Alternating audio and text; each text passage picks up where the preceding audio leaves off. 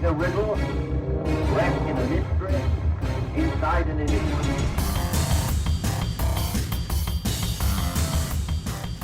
Welcome to another Minute Microscopy.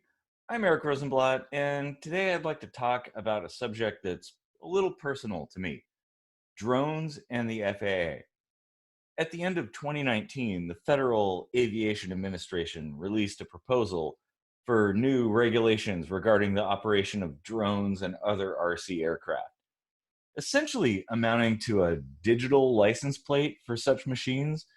While some would hail this as a step in the right direction, the proposal has some serious flaws which could cripple the hobbyist and amateur scene, and it's hobbyists who built the industry. Despite the fact that the vast majority of drone operators are good people with a track record of safety and respect for people's privacy, many find them creepy.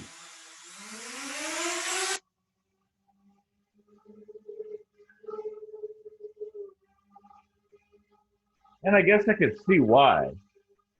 There's a certain Skynet vibe to them.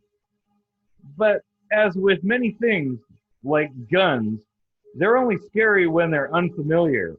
And once you get to know them,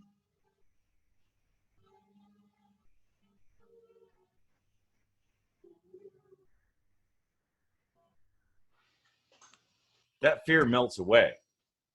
You might even say they're a little bit cute. That's why it's so important to resist knee-jerk legislation. What sounds reasonable to naive outsiders might be detrimental to future progress, and while attempting to solve a problem that doesn't even exist. Whatever you don't know about drones, realize that the regulators probably know even less, as is often the case. So seek experts for answers, not bureaucrats. Has the FAA overstepped its authority, or has technology advanced beyond the scope of the FAA's original purpose? Perhaps we need to start from scratch and come up with a whole new set of rules. I'd like to hear your thoughts.